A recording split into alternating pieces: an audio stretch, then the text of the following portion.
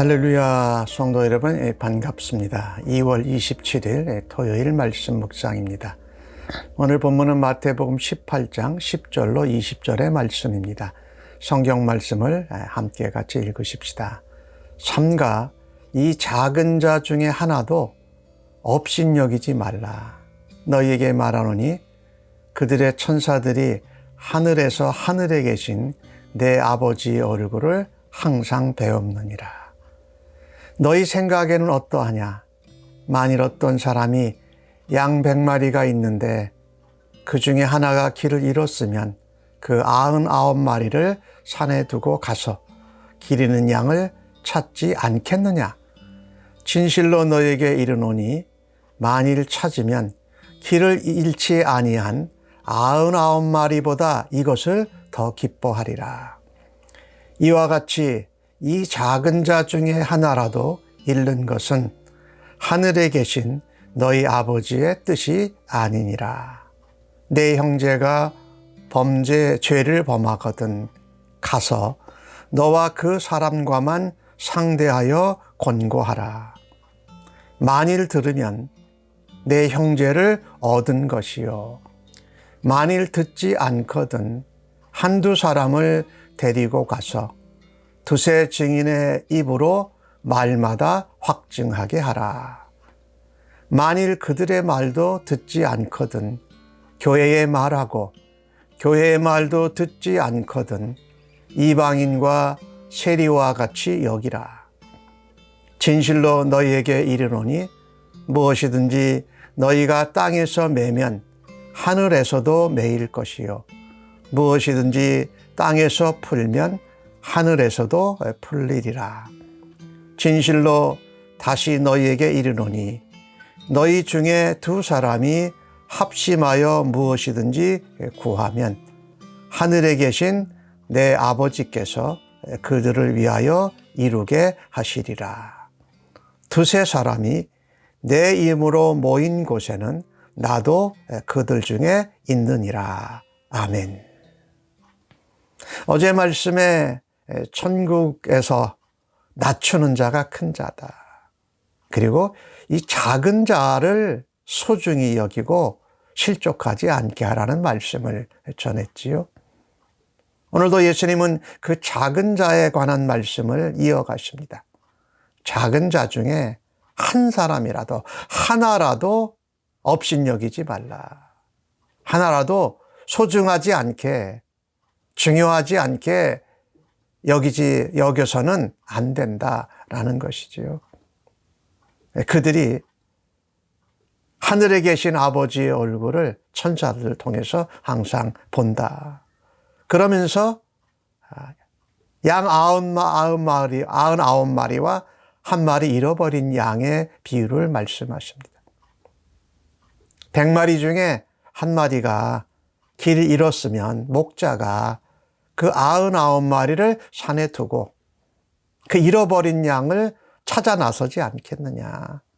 만일 그 잃어버린 양을 찾으면 길을 잃어버리지 아니한 99마리보다도 잃어버린 양을 찾은 것을 더 기뻐한다라는 말씀을 하셨어요. 그러면서 이 작은 자 중에 하나라도 잃어버리는 것은 하늘에 계신 아버지의 뜻이 아니다. 즉 작은 자, 보잘것없다고 여길 수 있는 사람들, 내가 크고 높아졌다고 무시할 수 있는 사람들, 그런 사람들을 하나님이 찾으신다라는 거예요. 천국에서 소중한 자죠. 여기 잃어버린 양이라는 것은 주신 말씀에 보면 목자와 함께 있지 않은 것입니다. 그렇죠? 목자가 길을 안내하고 보호해주고 먹여주는데 그 목자와 함께 있지 않는 것은 바로 잃어버린 양이다. 물론 이 목자는 우리의 목자장 되신 예수님을 말하죠. 우리가 살고 있는 이 현실에서 이야기한다면 교회 공동체와 목자를 표현할 수가 있지요. 그래서 하나님의 뜻이 이 작은 자 하나라도 잃어버리는 것이 아니기 때문에 우리는 이 작은 자들을 향하여서 하나님의 뜻을 따라서 바라다보고 대접해야 된다. 그리고 마치 자녀를 잃어버린 아버지의 마음을 가지고 사랑해야 된다.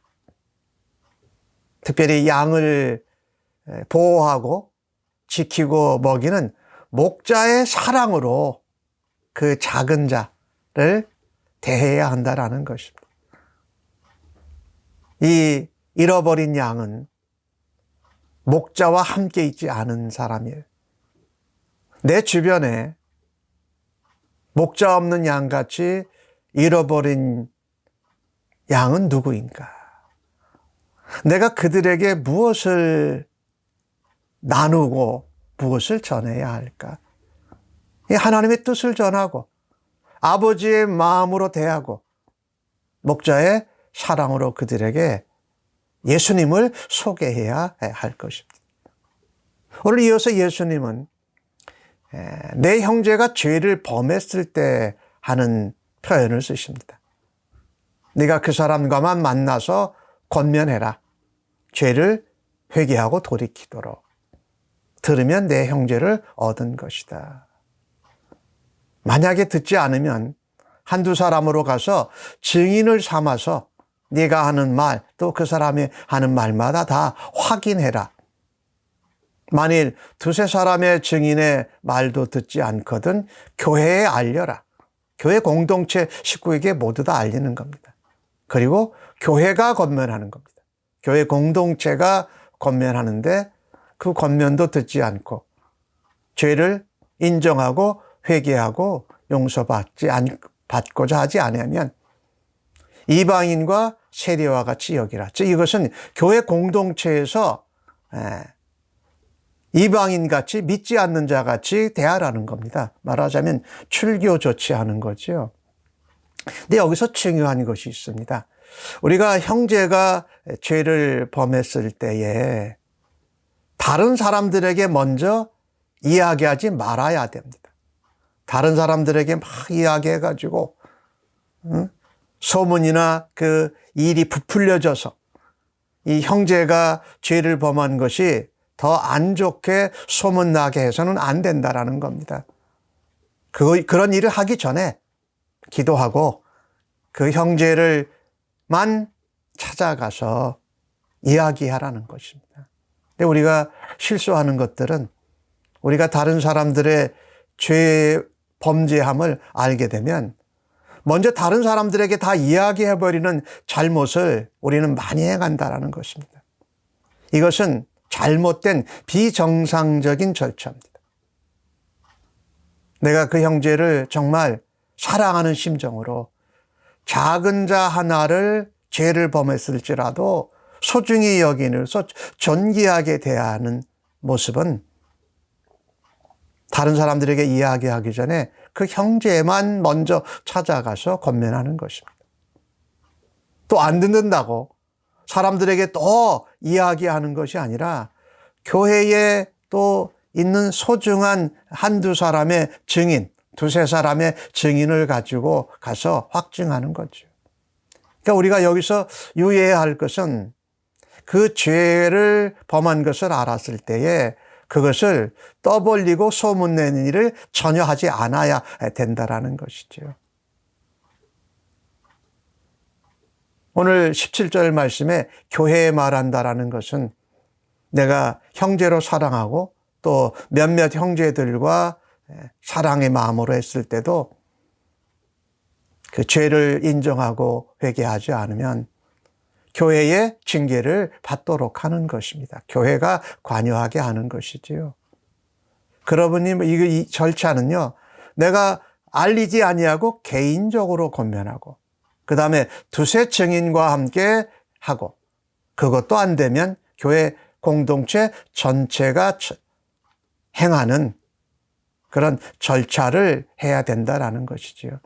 이것은 몸된 교회 그리고 지체된 교회들의 공동체인 이 하나님의 교회가 죄를 범하고도 인정하고 회개하지 않을 때에 그가 돌아설 수 있도록 이 공동체와 교제를 하지 않도록 함을 통해서 공동체로 돌아올 수 있도록 하는 조치입니다. 교회에 징계하고 건징하는 권세를 말하는데요. 물론 이 교회가 죄인이 회개하고 구원받고 또 거룩하게 자라가도록 하는 일에 성도들과 또 교회가 도와야 합니다. 그러나 교회 공동체가 회개하지 않는 사람으로 인해서 그 거룩성을 잊어버리고 그 죄가 오염되어서 온 교회에 번지는 것도 막아야 하기 때문에 그렇습니다. 근데 이 일을 할 때 오늘 주신 말씀의 18절에서 20절까지는 두세 사람이 기도한다라는 그런 표현으로 많이 이해를 합니다. 그러나 원래 그 의미는 기도한다라는 의미보다는 교회 공동체가 그 일을 함께 진행한다라는 의미가 더 강조되어져 있습니다. 그래서 교회 공동체가 죄인 한 사람이 회개하고 온 교회 공동체와 함께 거룩하게 구별돼서 자라가도록 합심하여서 하나님의 뜻과 올바른 절차를 따라서 기도하면서 이러한 문제를 진행해야 한다라는 것이지요. 그래서 오늘 주신 말씀에 메고 푸는 것, 이것이 기도한다라는 그런 의미보다는 하나님의 뜻과 교회 공동체와 성도들의 증인을 통한 바른 절차를 따라서 마음을 모으는 것이다. 물론 그 가운데 죄인을 위해서 기도해야 되겠죠. 또 우리가 함께 교회 공동체와 성도들이 사랑의 마음으로 공의를 행하는 부분에 있어서 또 하나님 앞에 우리 자신도 기도해야 되겠죠. 그러면서 교회 공동체의 이 권위를 행해야 한다라는 말입니다. 그럴 때 하나님께서도 그것을 인정하신다라고 말씀하는 것이에요. 그래서 우리가 작은 자 한 사람이라도 잃어버리지 않고 또 업신여기지 않고 사랑의 마음 또 아버지의 뜻대로 또 하나님의 마음을 가지고 목자의 사랑하는 마음을 가지고 죄를 이겨내고 또 죄인이 되었던 자들이 회복될 수 있는 그런 아름다운 공동체적인 절차와 권위를 우리가 따라야 할 것입니다.